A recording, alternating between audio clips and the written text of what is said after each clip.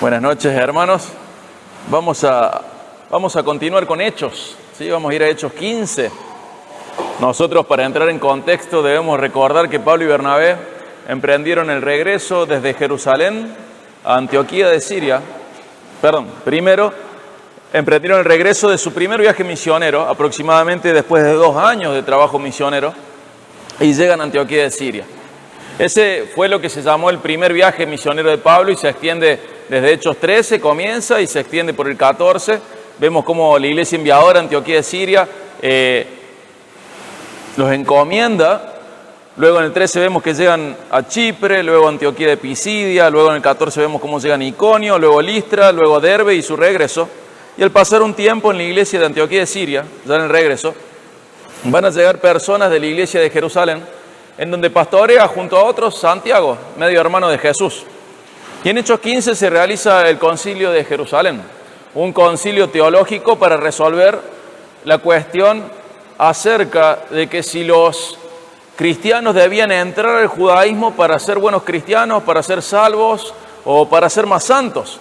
Pues si el cumplimiento de la ley de Moisés era un requisito para salvación y luego también para santificación. Y luego de que expusiera Pedro, que es líder entre los apóstoles, Pablo y Bernabé, que son pioneros ejemplares en la evangelización más allá de Israel, más allá de las fronteras de Judea, y luego que expusiera al mismo Santiago, pastor de la iglesia en Jerusalén, llegan a la conclusión de que los gentiles no debían ingresar a la ley de Moisés, al judaísmo, como un requisito para su salvación, ni tampoco para su santificación. Y luego Pablo, Bernabé, Judas y Silas, Pablo y Bernabé de la iglesia de Antioquía de Siria, que estaban en Jerusalén, y 2 hermanos judíos, Silas y Judas, viajan con ellos difundiendo las novedades teológicas. Llegan a Antioquía de Siria y se quedan un tiempo enseñando con la ayuda de Judas y de Silas. Y luego Judas decide volver a Jerusalén, pero Silas decide quedarse un tiempo más con Pablo y Bernabé. Y ahora vamos a ver uno de los pasajes más conocidos, de manera a lo que se le ha agregado una connotación negativa de Hechos 15. Vamos a leer Hechos 15, 36 al 41. Dice: después de algunos días, Pablo dijo a Bernabé: volvamos y visitemos a los hermanos en todas las ciudades donde hemos proclamado la palabra del Señor para ver cómo están.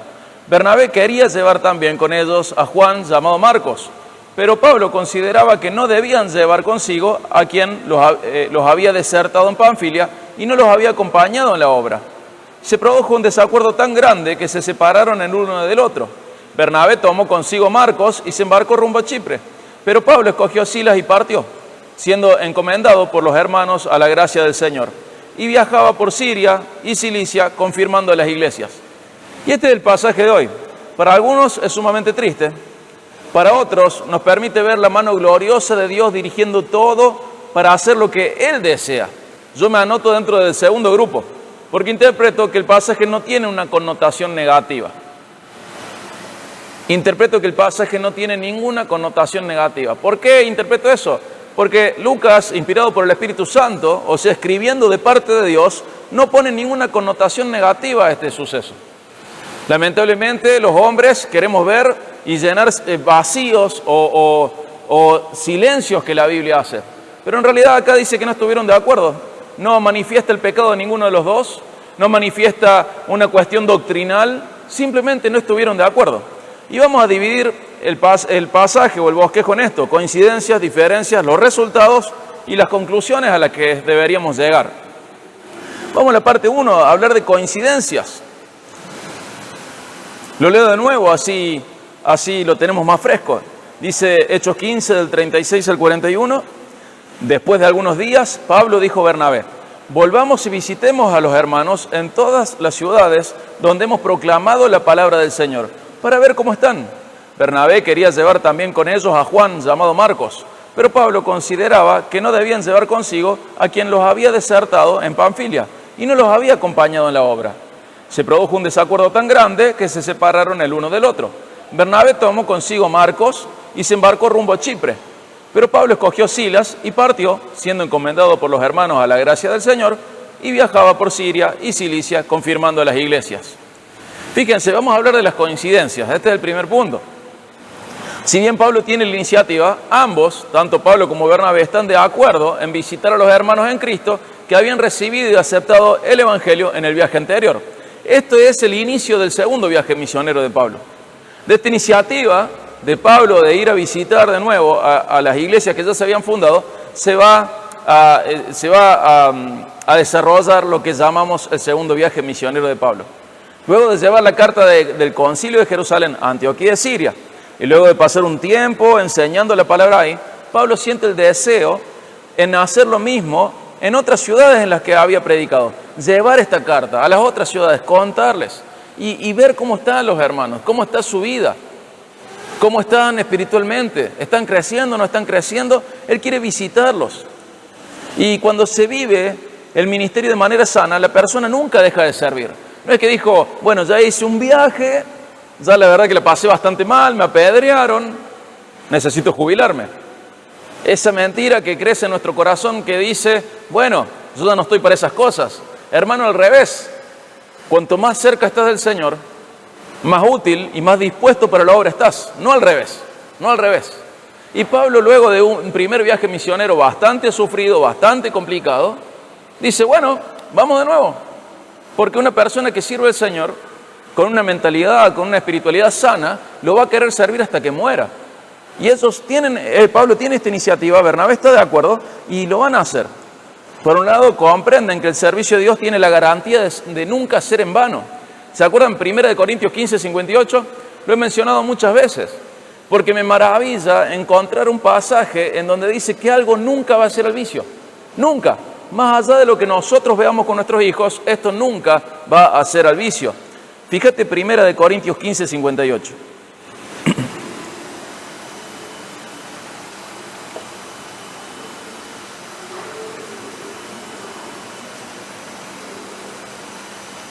Dice, por tanto, mis amados hermanos, estén firmes, constantes, abundando siempre en la obra del Señor, sabiendo que su trabajo en el Señor no es en vano.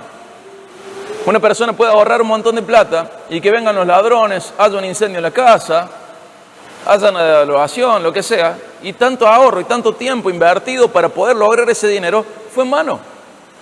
Alguien puede lograr un título y tener algún accidente que lo lleve a no poder ejercer ese título, esa profesión. Y esa profesión termina siendo en vano, algo inútil. Pero cuando vos trabajás para el Señor, tenés que saber que eso nunca es en vano, aunque tu corazón muchas veces te haga sentir eso. La palabra de Dios te dice que nunca tu trabajo para el Señor es en vano. Y Jesús dice algo similar, dice, hermanos, no se dediquen a hacer tesoros en la tierra, donde el ladrón lo puede arruinar, donde la polilla lo puede arruinar. ¿Dónde hay que hacer tesoros? En el cielo, porque ahí nunca nadie lo puede arrebatar. Ese es el trabajo que nunca es en vano. Y Pablo va a seguir trabajando por eso, porque si hay un trabajo en el cual tenemos garantizado de que tenga utilidad, de que tenga función, de que tenga propósito, de que sea un tesoro, es el trabajo para el Señor. Para el Señor. Todo lo demás puede ser en vano, pero el trabajo para el Señor nunca será en vano. Y Pablo acá en 1 Corintios 15 está hablando de que un día vamos a morir y presenta la muerte como una necesidad, ¿se acuerdan? Es necesario que esto corruptible se vista de incorruptible, pero para eso ¿qué necesito? Morir. Para la glorificación es necesario morir. Y Pablo presenta una perspectiva de la vida y dice, hermano, vamos a morir. Pero no pensemos de esto como aquellos que no tienen esperanza. Nuestro Señor resucitó, venció la muerte y somos victoriosos junto a Él y resucitaremos con Él. Entonces gastemos nuestras vidas. ¿En qué? En el servicio del Señor, porque el servicio al Señor nunca será en vano. Y es lo que Pablo y Bernabé van a hacer. Están de acuerdo con eso. Quieren servir. No importa si ya pasaron por esas ciudades, no importa si serán ciudades nuevas, ellos desean servir al Señor. Y ya Pablo, imagínate, su cuerpo ya está gastado. Su cuerpo ha sido molido a pedradas en Listra. Si vemos en 2 Corintios se nos dice cuántas veces ha sido azotado con varas, con látigos, lo que le ha pasado, apedreado, golpeado. Vemos una y otra vez lo que le pasa y ¿qué dice él? Bueno, vamos de nuevo. Porque de todo lo que Pablo podía hacer, lo que nunca sería en vano sería servir al Señor. Y vos también. Todo lo demás puede ser en vano. Pero tu trabajo en el Señor nunca será en vano. Y ellos lo entendían. Y Pablo y Bernabé están de acuerdo en lo que deben hacer. Servir a Dios. Ambos tienen el corazón puesto en la edificación del pueblo de Dios. en la edificación de la iglesia, en la propagación del evangelio entre los incrédulos, en la santificación de los que ya fueron alcanzados por la gracia de Dios para la salvación de sus almas. Ambos quieren servir a Dios y en esto coinciden. Pero por otro lado, no están de acuerdo en algo, en llevar o no a Marcos. Y acá pasamos al segundo punto, las diferencias. Pablo dice, vamos a visitar a la iglesia, Bernabé está de acuerdo, bueno, pero llevemos a Marcos, que lo habíamos llevado en el primer viaje y se bajó, y Pablo dice, no, a Marcos no. Y Bernabé le dice, sí, llevemos a Marcos, y Pablo dice, no, y sí, y no, y sí, y no, y sí, y no. Y acá aparece la diferencia, Marcos los abandonó en el viaje anterior. La palabra que se usa para definir a Marcos nos deja la duda si era primo o sobrino de Bernabé, pero sabemos que es alguien conocido por la iglesia primitiva, es pariente de Bernabé. Y recordemos que a Bernabé se lo envía, por ejemplo, a averiguar qué pasaba en Antioquía de Siria, se lo envía, él es el que introduce a la iglesia cristiana, a Pablo lo presenta a la congregación de Jerusalén. Bernabé tiene buena reputación. Este Marcos es quien bajo la enseñanza de Pedro, y Pedro lo considera como un hijo espiritual, va a escribir el Evangelio de Jesús según Marcos. Aparentemente, este Marcos es el mismo joven que huyó en el huerto de Getsemaní cuando arrestaron a Jesús, aparentemente. Aparentemente su familia es dueña del aposento alto, donde fue la última cena. Aparentemente también es la dueña, que ese fuera el mismo lugar, su familia es la dueña del lugar donde llegó Pentecostés. Aparentemente tenemos indicios para pensar que Marcos es la misma persona, ¿sí? Su familia era dueña del aposento alto, donde Jesús tuvo su última cena, donde luego fue Pentecostés, y aparentemente fue este joven que sale huyendo desnudo cuando arrestan a Jesús. Y encima es pariente de Bernabé. Es una persona muy conocida en la iglesia primitiva. Y Pablo y Bernabé coinciden en que deben servir a Dios, en que deben visitar a las iglesias formadas en el viaje anterior, pero no están de acuerdo en cuanto llevar o no a Marcos. Hermano, ¿quién tiene razón? ¿Tiene razón Bernabé o tiene razón Pablo? Bernabé tiene razón en querer darle otra oportunidad a Marcos. Pablo tiene razón al no dársela. Bernabé tiene razón por ser misericordioso. Pablo tiene razón por ser precavido. La pregunta en realidad no es esa. La pregunta es, ¿hay pecado? Si usted lee y relee este pasaje, tiene que ser muy honesto en identificar de que hay ausencia de pecado.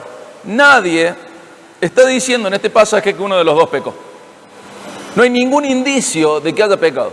Es más, vamos a ver más adelante los resultados de esto. Pero Lucas, escribiendo, inspirado por el Espíritu Santo, no nos da ningún indicio de que alguno de los dos estuviera equivocado. No hay ningún indicio. No hay nada. No hay ningún indicio de que Pablo o Bernabé estuvieran pecando. Simplemente están en desacuerdo. ¿Y es válido para los cristianos que nos separemos? Bueno, vamos a ver algunos puntos en los cuales la Biblia nos presenta divisiones válidas. Vamos a ver un punto, por ejemplo, para saber que sí es válido a veces separarnos. Un ejemplo es la purificación de la iglesia, otro es la protección de la iglesia. Cuando hay que purificar la iglesia es bueno separar a aquel que está ensuciando la congregación. Cuando hay que proteger a la iglesia, cuando vemos a alguien que está enseñando algo malo. Y dice, apártense de eso, pero para que no se dejen llevar por mí, vamos por ejemplo a 1 Corintios 5, 6 y 9 al 13. 1 Corintios 5, 6 y 9 al 13.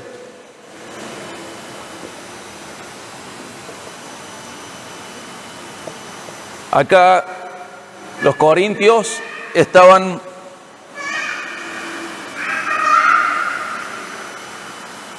aceptando en su comunión a una persona que se acostaba con la esposa de su padre.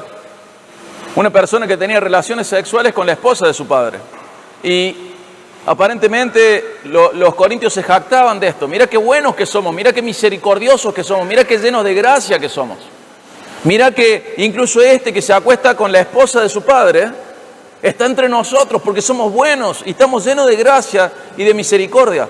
Fíjate 1 Corintios 5, 6. La jactancia de ustedes no es buena.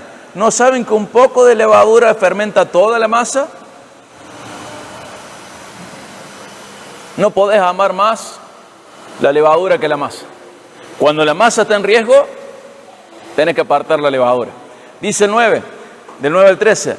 En mi carta les escribí que no anduvieran en compañía de personas inmorales. No me refería a la gente inmoral de este mundo, o a los codiciosos y estafadores, o a los idólatras, porque entonces tendrían ustedes que salirse del mundo.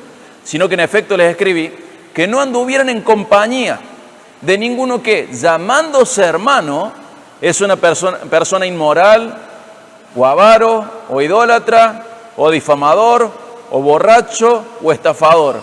Con esa persona ni siquiera coman. Pues, ¿por qué he de juzgar yo a los de afuera? ¿No juzgan ustedes a los que están dentro de la iglesia? Pero Dios juzga a los que están afuera. Expulsen al malvado de entre ustedes. Y acá nos da una razón válida para dividirnos. La purificación de la iglesia dice, guarda, porque si vos estás integrando la levadura y te estás arruinando la masa, tenés que separar a la levadura. Dice, yo les escribí que no se juntaran con la gente pecadora, pero no con los pecadores incrédulos, sino con aquel que se dice cristiano y se comporta de manera igual a la de un incrédulo. Y el Señor deja esto claro y dice, miren, júzguenlo ustedes, es su jurisdicción, no juzguen al de afuera, no juzguen al incrédulo, juzguen al que se dice creyente y se comporta como incrédulo. No anden en compañía de él, no coman con él. Y acá Dios nos exige separarnos de esa persona que se identifica como cristiano pero vive como mundano. ¿Por qué? Porque Pablo, y recordemos, Dios a través de Pablo está diciendo que un poco de levadura leuda toda la masa. Nunca arriesgues la masa por una levadura. Es así. Y vos podés decir, bueno, pero ¿acaso la iglesia no es un hospital de enfermos? Sí, pero cuando llegamos a Cristo ya no seguimos arrastrando las mismas enfermedades, vamos sanando y somos ayudantes del gran médico. No es la enfermedad lo que reina en nosotros, lo que reina en nosotros es la luz de Cristo. Y somos sus ayudantes, y somos sus brazos, y somos sus voces y sus oídos, para hablarle a las personas de Dios y para rogar al Señor. Escuchamos, levantamos pedido de oración y rogamos al Señor por las personas. Somos ayudantes del médico. La iglesia tiene razones válidas, legítimas en la Biblia, para separarse. Una es la purificación de la iglesia.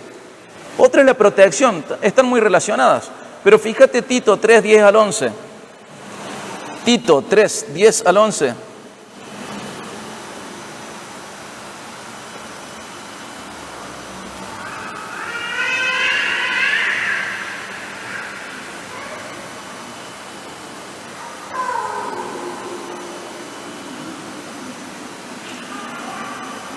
Tito 3, 10 al 11, dice, al hombre que cause divisiones, después de la primera y segunda amonestación, recházalo, sabiendo que el tal es perverso y está pecando, habiéndose condenado a sí mismo. Está muy relacionada a la anterior. ¿Pero por qué? Porque hay que proteger a la iglesia. En la anterior hablaba de que una persona se hacía llamar creyente y era difamadora. ¿De quién? De los cristianos, de los otros cristianos. Dice, con esa persona se dice hermano, pero le está pegando a sus hermanos. Expulsen al malvado entre ustedes.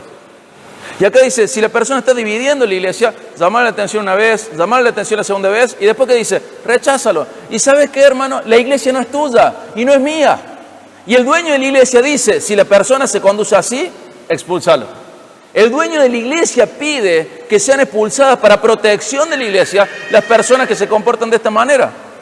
Fíjate, 2 de Juan 1, 9 al 11. 2 de Juan 1, 9 al 11.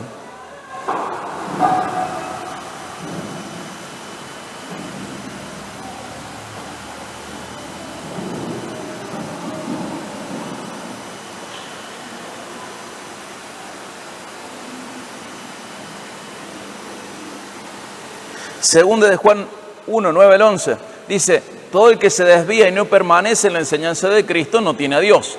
El que permanece en la enseñanza tiene tanto el Padre como el Hijo. Si alguien viene a ustedes y no trae esta enseñanza, no lo reciban en casa ni lo saluden, pues el que lo saluda participa en sus malas obras. Fíjate que dice, si viene una persona con otra doctrina, imponiendo, sea una doctrina herética, histórica, o imponiendo sus propios pensamientos, porque cae en especulación y razonamientos necios y piensa que se las sabe todas, pero no busca aprender de la Biblia, no busca enseñar lo que la Biblia dice. Viene trayendo falsas enseñanzas, ¿qué dice de esa persona? No lo reciban en casa, no lo saluden. Dice, si vos le presentás buena onda, participás de sus malas obras. El otro decía, no anden en compañía, no coman con esa persona, rechazalo, expulsalo. Y acá dice, ni lo recibas ni lo saludes.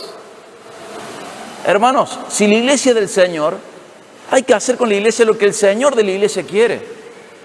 Los corintios se jactaban de ser superintegradores. ¿Y qué le dice Pablo en 1 Corintios 5:6? Su jactancia no es buena. Qué monumento a la soberbia cuando una persona quiere ostentar una misericordia más grande que la de Dios y hacer con su iglesia lo que Dios no quiere hacer. Pero, ¿esto se aplica a Pablo o a Bernabé?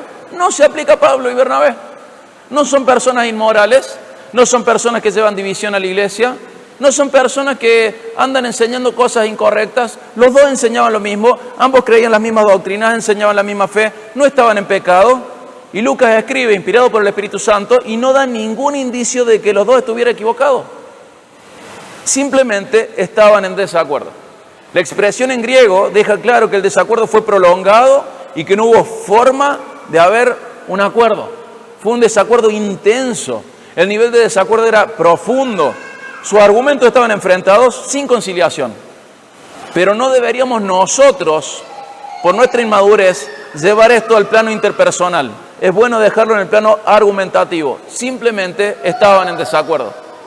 No están peleando. Uno dice blanco y el otro dice negro. Y el otro dice de nuevo blanco y el otro negro. Y van pasando los días y no la veo como vos la ves. Y no. ¿Está en pecado uno? No. ¿Tiene razón uno? No. ¿El otro está en pecado? No. ¿Tiene razón el otro? No. O sí, los dos tienen razón. Ninguno de los dos está en pecado. Simplemente piensan diferente. Y en Amós 3:3, de manera proverbial, hay una pregunta retórica que dice, ¿andarán dos hombres de acuerdo andarán dos hombres juntos si no estuviesen de acuerdo? Es una retórica. Si no estás de acuerdo, ¿qué tenés que hacer? ¿Pero acaso Pablo estaba errado? La Biblia no nos está diciendo eso. ¿Acaso Bernabé estaba errado? La Biblia no nos está diciendo eso. ¿Qué nos está diciendo? Que sus argumentos estaban en desacuerdo. Pero se amaban. Se amaban. Simplemente están en desacuerdo. Y en nuestra inmadurez emocional, muchas veces no comprendemos los desacuerdos en el nivel que tienen que tener, argumentativo. No es contra la persona, es mi argumento discutiendo con tu argumento. No tiene que afectar para nada el cariño entre hermanos. No tiene que afectar para nada la comunión. No tiene que distanciar a nadie.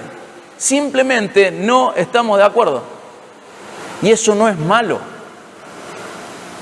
Eso no es malo. ¿Pueden los dos estar en lo correcto, opinando diferente? Fíjense que no estamos hablando de doctrina, estamos hablando de qué hacer con Juan Marcos. ¿Pueden estar en desacuerdo? Sí. ¿Hay pecado en que estén en desacuerdo? No. ¿Será que Dios quiere cosas diferentes para los dos? ¿Es posible que en la vida cristiana haya cuestiones sin resolver en donde dos caminos sean igualmente buenos? Sí. Fíjate Eclesiastés 11:6, cómo te presenta una disyuntiva y te dice, mira, hacé las dos cosas porque no sabes cuál es buena, cuál es mejor, o si las dos son igual de buenas. Fíjate Eclesiastés 11:6.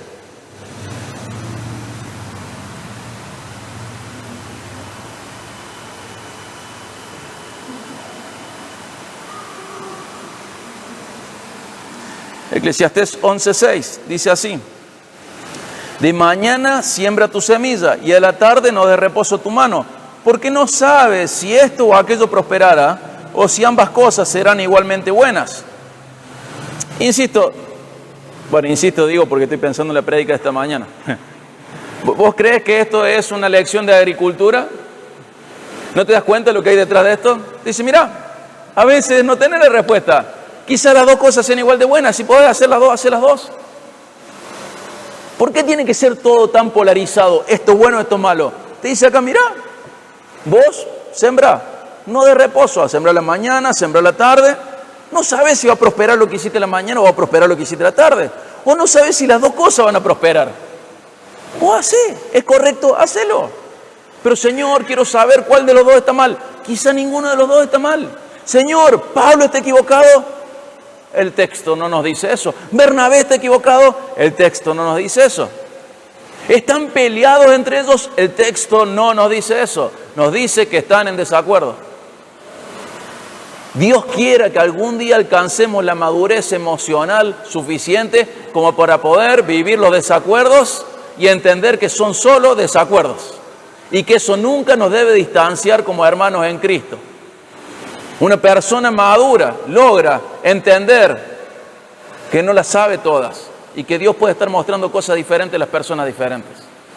Qué bueno es cuando una iglesia logra esa madurez y dice, mira, yo la veo así, vos la ves así. ¿Estamos discutiendo doctrina? No.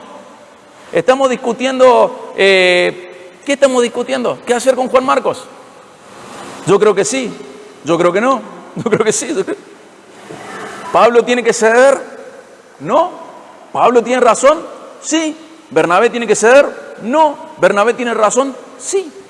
Y te voy a mostrar cuáles son los resultados. Y por los resultados yo creo que ambos tenían razón. Sin ser pragmáticos, quiero que veas una enseñanza que Jesús nos deja acerca de la sabiduría. Acompáñame a Mateo 11, 19.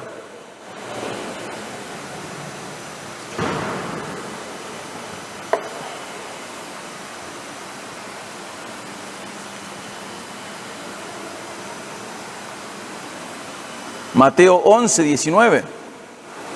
Cuando entendí este pasaje se hizo muy importante en mi vida. Comienza diciendo, vino el Hijo del Hombre que come y bebe, y dicen, miren, es un hombre glotón y bebedor de vino, amigo de recaudadores de impuestos y de pecadores. Pero fíjate cómo lo que agrega él acerca de la sabiduría. Pero la sabiduría se justifica por sus hechos. En otra traducción dice, te das cuenta que algo es sabio por las consecuencias que tiene. Es más, Jesús enseña que es posible identificar si alguien está actuando con sabiduría evaluando los resultados de las decisiones personales. Es más, te invito a evaluar los resultados de tus decisiones para identificar si actúas con sabiduría. Revisa bien tu vida. ¿Te gusta cómo está tu vida? ¿Qué decisiones tomaste antes? Muy posiblemente tu vida no esté como a vos te guste porque decidiste en necedad y no en sabiduría. La sabiduría demuestra ser sabiduría por los resultados que tiene. Se justifica por sus hechos. Se justifica por las consecuencias que tiene. Quizá alguna parte de tu vida no te gusta. Bueno, revisa. ¿Qué no te gusta? Y lo que me está pasando. Bueno, estás actuando con sabiduría. Estás actuando como el Señor manda. Has averiguado en la Biblia lo que el Señor dice al respecto de esto. No me gusta esto otro, esto de mi vida, me gustaría ser diferente. Pero es tu culpa que sea así. Generalmente es tu culpa. Generalmente es tu culpa. Revisa si estás actuando con sabiduría. Revisa. Y Jesús nos enseña eso. Que puedo evaluar mi sabiduría según los resultados que tengo. Si mis resultados son malos, ¿qué significa? Que no estoy actuando con sabiduría. Que estoy actuando en necedad. Veamos los resultados de esta situación. ¿Qué dice Hechos 15:41 que pasó según la decisión de Pablo? ¿Cuál fue el resultado de la decisión de Pablo? Hechos 15:41. Dice, y viajaba por Siria y Cilicia, confirmando las iglesias. O sea, Pablo dijo, no llevamos Juan Marcos, ¿y cuál fue el resultado? El trabajo de Pablo produjo el fortalecimiento de las iglesias que visitó. Que las iglesias sean más maduras, más firmes en la fe, más fuertes en el Señor. Entonces podemos anotarle, ¿no?, un poroto a Pablo y decir, Pablo actuó con sabiduría. Mira los resultados de su decisión. Mira los resultados de lo que él vio. Mira los resultados de lo que él decidió hacer con Juan Marcos. Las iglesias se fortalecían. Entonces, punto para Pablo. Pablo actuó con sabiduría. Ahora vamos a ver resultados de la decisión de Bernabé. Fíjate, 2 de Timoteo 4:11. ¿Quién escribió Timoteo? O sea que Pablo va a hablar y vamos a ver los resultados de la decisión de Bernabé. Dice 2 de Timoteo 4:11, solo Lucas está conmigo. Toma a Marcos y tráelo contigo, porque me es útil para el ministerio. ¿Por qué Marcos ahora es útil cuando antes no lo era? Porque Bernabé trabajó en su vida. ¿Ves el resultado de la decisión sabia de Bernabé por el resultado que se produjo en Marcos? Fíjate Filemón 23-24, cómo lo presenta. Y te agrego que en Colosenses Cuando Pablo habla de Marcos, le dice a la iglesia de Colosas, recíbanlo bien.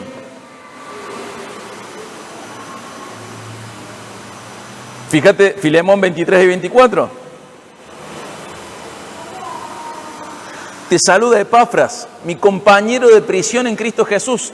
También Marcos, Aristarco, Demas y Lucas, mis colaboradores. El resultado de la decisión de Bernabé fue la madurez de Marcos. Los dos actuaron en sabiduría. Ambos resultados demuestran que ambos obraron con sabiduría. Simplemente estaban en desacuerdo. Ahora tengo que llegar a algunas conclusiones. Hemos visto coincidencias, que prácticamente las coincidencias son doctrinales. Tenemos diferencias en prácticas y tenemos resultados comprobando que los dos actuaron con sabiduría. Lleguemos a algunas conclusiones. Conclusión 1. ¿Alguno de los dos estaba equivocado? Yo no puedo decir eso. En base al texto y en base a las consecuencias, yo no puedo decir que uno de los dos estaba equivocado. Habrían estado equivocados si dejaban de servir a Dios. Habrían estado equivocados si disentían en doctrina. Habrían estado equivocados si uno de los dos obligaba al otro, impidiendo que se fortalezcan las iglesias o impidiendo que Marcos sea edificado. Ahí hubieran estado equivocados. Pero ellos opinaron diferente y eso fue bueno. Porque consecuencia de esa diferencia de opinión, las iglesias fueron edificadas por Pablo y Silas y Marcos se transformó en un gran colaborador en el equipo misionero de la iglesia primitiva. Si Bernabé dejaba a Marcos, hubiera estado mal. Y si Pablo llevaba a Marcos, también hubiera estado mal. Pero que Pablo deje a Marcos y que Bernabé lleve a Marcos, fue perfecto. Dios puso cargas diferentes en ambos porque quería algo diferente para ambos. Ellos no se pelearon. No fue una cuestión interpersonal. No estuvieron de acuerdo en una cuestión argumentativa.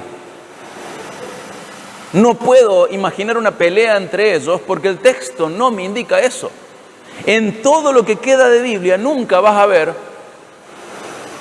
de alguna manera, Pablo siendo denigrante con Bernabé o con Marcos. Sabemos que Bernabé va a ser arrastrado por la hipocresía de Pedro, lo que dice Gálatas, pero hasta ahí ni siquiera dice nada más. Dice que se confundió por los judaizantes, que fue arrastrado por Pedro. Pero nunca vas a leer algo negativo de Pablo para con Bernabé. Simplemente tenían que enfrentar situaciones difíciles y Pablo dijo, Marcos no está para esto. Pero luego sí los tuvo. ¿Por qué luego sí los tuvo? Porque Bernabé trabajó en la vida de Marcos. Los dos tenían razón. Hubiera estado mal si uno obligaba al otro. Tengo que diferenciar opiniones de obligaciones. Opinaban diferente y nadie obligó a nadie. El texto no nos dice que se hayan peleado. Dice que no estuvieron de acuerdo y tomaron caminos separados. Y vemos los resultados. Y de los dos resultados podemos inferir sabiduría en los dos. Dios puso cargas diferentes en ambos porque quería algo diferente para ambos. Miren que Pablo no le temblaba la pera a la hora de denunciar a alguien. Confrontó a Pedro, a Alejandro, a Demas. Se me mezclaron algunos nombres. Pero confrontó a varios falsos maestros. A Bernabé no, porque no era una cuestión doctrinal. Simplemente estaban en desacuerdo. Ahora, ¿vos sos capaz de estar en desacuerdo con alguien y comprender que está bien que estén en desacuerdo? No estamos hablando de doctrinas. Estamos hablando de prioridades. Tenían cargas diferentes porque Dios quería algo diferente para ellos. Y los dos obraron con sabiduría. Resultado de lo de Pablo, se confirmaron las iglesias. Resultado de lo de Bernabé, Marcos se transformó en un gran colaborador para el ministerio evangelístico y misionero. Dios encima, como para agregar la providencia de Dios en esto, Dios hizo que este equipo de dos se transformara en dos equipos de dos, fortaleciendo iglesias y logrando la madurez de Marcos. Bernabé y Marcos por un lado, Pablo y Silas por el otro. ¿Acaso no fue mejor? Hizo 2 por 2, 4 el Señor. Antes eran 2, ahora son 4. En el plan de Bernabé hubieran sido 3, en el plan de Dios fueron 4. Y esto lo digo de manera personal, ¿no? No creo que Dios aprovechara el desacuerdo, sino que creo que Dios puso cargas diferentes en cada uno para que se separaran y de esta manera fueran multiplicados sus equipos de obreros en la mies. Hermano, benditas las diferencias que en lugar de dividir multiplican y que en lugar de debilitar potencian. Por esta diferencia se potenció la iglesia, por esta diferencia se potenció Marcos y por esta diferencia se potenció el esfuerzo misionero de la iglesia primitiva. Benditas diferencias, benditas diferencias. Cuando vemos que con otra persona estamos en desacuerdo en una verdad bíblica, es otra historia. Pero cuando vemos que estamos de acuerdo en la verdad bíblica, pero en desacuerdo en algunos asuntos prácticos, de cómo los ordenamos, qué priorizamos, es posible que Dios quiera cosas diferentes para cada uno y lo tengo que aceptar. Puede haber diferencia en cuanto a prioridades, puede haber diferencia en lo que Dios pone en nuestros corazones. Y no debo confundir estas diferencias de criterio con diferencias en lo doctrinal. No tiene nada que ver, ni con diferencias de valor de persona. No tengo que llevarlo al plano interpersonal, tienen que quedar en el plano argumentativo y comprender que posiblemente Dios nos dé visiones diferentes para que hagamos cosas diferentes. Hermano, la Biblia nos muestra a la iglesia como un cuerpo. ¿Podemos ser todos el mismo miembro? No tendría sentido. En vez de ser un cuerpo, como lo presenta el Señor, que básicamente habla de un cuerpo humano, habla de ojos, habla de manos, de pies, seríamos una ameba, una cosa amorfa. Pero el Señor ha puesto diferentes cargas en nosotros para que tengamos funciones diferentes y obremos de manera diferente. Y tenemos que aprender a convivir con las diferencias de visión. No estamos hablando de lo doctrinal, estamos hablando de lo práctico, de cargas que pone Dios en nuestro corazón. ¿Qué sentido tendría que el ojo pusiera la carga de ver a todo el cuerpo? ¿Qué sentido tendría que la mano le imponga al ojo a agarrar? Imagínense, qué necios somos cuando llevamos esto a un nivel que no le corresponde. Somos diferentes. El Señor quiere cosas diferentes de nosotros. Y no tiene nada que ver con amarnos o dejarnos de amar. Nos tenemos que amar igual. El Señor nos pide cosas diferentes. Pero hermano, es bueno aceptar con humildad de que no sos el único en relación con Dios y que el otro puede estar guiado a algo diferente. Es bueno aceptar con humildad que Dios tiene planes diferentes para los demás. Es bueno aceptar con humildad que Dios nos ha equipado con dones diferentes porque en algunos puntos espera cosas diferentes de cada uno de nosotros. Qué bueno es aceptar con humildad que no sos apto para toda obra durante todo momento y con toda la gente. A veces tocará cambiar de obra. A veces serás apto para una situación momentánea y otras veces no. Y a veces tocará incluso cambiar de compañeros ministeriales. Pero siempre tenés que estar sirviendo al Señor, trabajando en su obra, porque esa nunca será en vano. Siempre sosteniendo la verdad, porque Dios te dio esa identidad. Sos columna y sostén de la verdad. Pero comprender que a veces te toca separarte y hay estas benditas divisiones que potencian, que multiplican, donde el Señor es glorificado a través de estas divisiones. Lo importante es estar viviendo para Cristo, disfrutando de Dios, buscando su gloria. Si vos permaneces viviendo para Cristo, disfrutando de Dios y buscando su gloria, estoy convencido que hagas lo que hagas, va a estar bien. Estoy convencido de eso, aunque yo no comparta lo que estás haciendo. Si vos estás viviendo para Cristo, disfrutando de Dios y buscando su gloria, lo que hagas, creo que va a estar bien. Incluso cuando yo no esté convencido de hacer lo mismo. Lo demás es variable, pero estas tres cosas tienen que ser una constante. Vivir para Cristo, disfrutar de Dios y buscar la gloria de Dios. Es posible que Dios tenga un plan diferente para vos respecto a otro. Es muy posible. Lo hace todo el tiempo el Señor. Es casi la constante. Dios quiere cosas diferentes para cada uno de nosotros en un plano. En otro plano quiere que todos seamos iguales a Cristo, que estemos creciendo en semejanza a Jesús. Pero en otro plano, Dios quiere que seamos diferentes. Recién repetí varias veces esto de aceptar con humildad, porque creo que el orgullo es una de las razones por las cuales sacamos las cosas del plano argumentativo y los llevamos al plano interpersonal. Imagínate Pablo y Bernabé con este tipo de inmadurez. Vos querés llevar a Marcos porque no sos tan sabio como yo, no sos tan espiritual como yo, no estás viendo. Y el otro diciendo, vos no lo querés llevar porque no sos tan sabio como yo, no sos tan misericordioso como yo, no lo estás viendo. No tiene nada que ver con ser sabio, que el otro no es más sabio o menos sabio. El otro no está en pecado y vos no. Simplemente Dios puso cargas diferentes en sus corazones porque Dios quiere ser glorificado en la tierra y los dividió en este sentido. Les puso cargas diferentes y el resultado nos muestra la sabiduría de Dios. Se potenciaron las iglesias, Marcos maduró lo que no había madurado. Son necesarios los Pablos, son necesarios los Bernabés. Es necesario que Pablo y Bernabé trabajen juntos durante un tiempo y es necesario que luego, por momentos, se separen Pablo y Bernabé. Es necesario que aparezcan los Marcos y los Silas y luego los Timoteo y los Lucas. Es necesario. Pero tengo que tener en claro que mi orgullo personal muchas veces lleva estas diferencias a un nivel que no le corresponde y separa a la iglesia. Porque lo sacamos del plano argumentativo y lo ponemos en el plano interpersonal. Si el otro no opina igual que yo es porque no es tan espiritual como yo. Si el otro no opina igual que yo es porque no es tan sabio como yo. Opina diferente porque Dios le dio una misión diferente. ¿Habrá pasado esto de tener planes diferentes? Bueno, hay un ejemplo muy interesante en Juan al final. ¿Se acuerdan? Juan 21, 20 al 22. Fíjate en Juan 21, 20 y 22.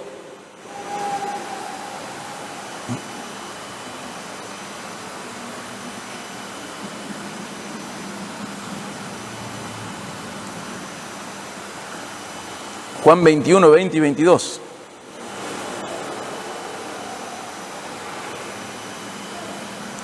Ya Jesús ha resucitado.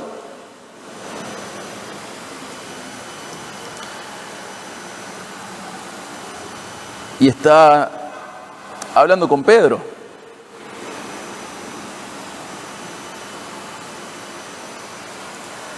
Y luego de hablar con él le dice, Pedro volviéndose vio que le seguía el discípulo a quien Jesús amaba. El que en la cena se había recostado sobre el pecho de Jesús y había preguntado, Señor, ¿quién es el que te va a entregar? Recuerda, antes Jesús le dice, Pedro, ¿me amás? Sí, Señor, te amo. Apacenta mis ovejas. Pedro, ¿me amás? Sí, Señor, vos sabés que te amo. Apacenta mis ovejas. 3 veces, Pedro, ¿me amás? Señor, vos lo sabes todo, vos sabés que te amo. ¿Y él? Y a Pedro, que se le da el liderazgo de los apóstoles, cuando entiende que la muestra de amor que Jesús le estaba exigiendo era pastorear a los demás, lo ve a Juan que viene ahí, y a él que le toca. Además, Jesús le enseña que, luego de esto de Pedro, ¿me amas?, le enseña que él va a morir de una manera fea, en donde él va a ser obligado y arrastrado a la muerte. Entonces se le suman las cosas que acaba de escuchar Pedro de parte de Jesús, y lo ve a Juan que viene ahí al lado y dice, ¿y a él qué le va a tocar? Y fíjate el 21, qué lindo. Entonces Pedro al verlo dijo a Jesús, Señor, ¿y este qué? Y el 22. Y quiero que te cale hondo en el corazón lo que Jesús le dice a Pedro. Jesús le dijo, si yo quiero que él se quede hasta que yo venga, ¿a ti qué? Tú sígueme. Hermano, vos seguile. Pero ¿y el otro que quiere llevar a Juan Marcos? Vos seguile. ¿Y el otro que quiere dejar a Juan Marcos? Vos seguile. ¿Estás siguiéndole? Da tu vida por él, va a estar bien. Haga lo que haga, pero es diferente a lo que el otro está pensando. Vos seguile. Vos seguile. Tu vida no es el patrón del plan de Dios para el resto. Tu vida es tu vida. El plan de Dios para el resto es tan diferente como el resto lo es. Vos seguile. Pero Señor, él mirá, quiere llevar a Juan Marcos. Juan Marcos nos decepcionó, nos traicionó, se bajó, fue flojo, fue cobarde, fue inconstante. Señor, van a arruinar el equipo misionero. ¿Y vos qué? Vos seguile. Pero Señor, mirá no lo quiere llevar a Juan Marcos, no le quiere dar otra oportunidad. Señor, mirá, no es misericordioso con Juan Marcos. Mirá que Juan Marcos viene de una familia con mucha reputación en la iglesia primitiva. Mirá que Juan Marcos conoció a Jesús. Aparentemente es el joven que huyó cuando Jesús fue arrestado en Getsemaní. Pero ¿cómo no lo va a llevar a Juan Marcos? ¿Y vos qué si él no lo quiere llevar? Vos seguile, seguí a Cristo. Y vos, hermano, seguí a Cristo. No importa lo que el resto haga y piense. Si el resto está siguiendo a Cristo y vos estás siguiendo a Cristo, está todo bien, aunque lo sigan de maneras diferentes. Podríamos aplicar Romanos 14, ¿se acuerdan? No se juzguen en estas cosas, dice el Señor, a través de Pablo. Tu hermano, para el Señor cae y para el Señor permanece de pie. Y por su Señor permanecerá en pie. Vos seguile. Hermano, seguí a aquel que dio su vida por vos, tomando tu lugar de pecador frente a Dios, para vos hacerte partícipe de su lugar de hijo frente a Dios. Seguí a aquel que dio su vida por vos, que tomó tu lugar frente al juicio de Dios. ¿Para qué? Para hacerte a vos partícipe del lugar de hijo frente a Dios. A veces estarás acompañado por las mismas personas en gran parte del viaje. Otras veces se separarán. Pero hermano, somos la misma familia y todos vamos a casa. Nos tocará viajar diferentes a veces, porque no estaremos de acuerdo. Bendita la diferencia que potencian la obra y la gloria de Dios en el mundo. No tenemos por qué estar de acuerdo si el Señor nos divide para multiplicarnos. A veces toca. Mientras vas a casa, asegúrate de estar siguiendo a Jesús, de disfrutar el tiempo compartido con otros y también de asimilar que la obra de Dios es más maravillosa de lo que vemos a simple vista. Benditas las diferencias que Dios utiliza para extender su reino y promover su gloria, potenciando iglesias y restaurando a Marcos. Benditas las diferencias que Dios elige que tengamos para extender su gloria en el mundo.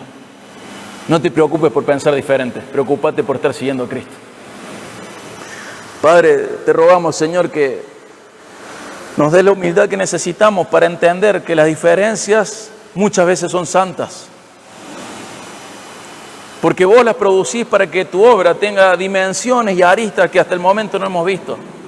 Señor, ayúdanos a crecer en humildad y comprender las diferencias que vos ponés en los corazones. Ayúdanos a comprender que una cosa es estar unidos y otra cosa es ser uniformes. Señor, ayúdanos a no pasar al plano interpersonal aquello que tiene que quedar en el plano discursivo, argumentativo, de opinión. Padre, por favor, ayúdanos a ser una iglesia madura espiritualmente, emocionalmente. Una iglesia humilde que comprende el valor de estas diferencias, estas benditas diferencias. Gracias, Padre, porque vos estás al mando y al control de todo y estás promoviendo tu gloria y nos usas como colaboradores tuyos en la extensión de tu reino. Gracias por honrarnos de esta manera. Gracias, Señor, por no pedirnos lo mismo a todos. Por favor, Padre, ayúdanos a comprender la importancia de que dentro de la multiforme gracia tuya hay multitud de dones y talentos y todo es para tu gloria, Señor. Ayúdanos, Padre, a crecer en esto, a no ver pecado donde no lo hay y siempre reconocer tu mano bondadosa, perfecta, sabia, guiando los corazones de tus hijos cuando están disfrutando de la relación con vos y están viviendo para Cristo. Gracias, Padre, por este ejemplo que tenemos en Hechos 15. Ayúdanos a interpretarlo como corresponde, Padre. Gracias, Señor, por lo que se produjo. Ayúdanos a revisar nuestras vidas a la luz de los resultados que tienen, para ver si estamos caminando en la sabiduría que vos regalás o solo estamos siendo sabios según nosotros mismos. Ayúdanos, Padre, a crecer, a ser una iglesia bíblica, Señor. Rogamos, Padre, que esto de bíblico no sea simplemente parte del nombre de la iglesia, sino que sea una realidad. Seamos bíblicos, que comprendamos incluso desde la perspectiva bíblica las diferencias que tenemos entre nosotros. Ayúdanos, Señor, a comprender el valor de las diferencias. Gracias, Padre, porque vos sos perfecto y vos guías a tu pueblo. Gracias, Señor. En el nombre de Jesucristo, nuestro Salvador. Amén.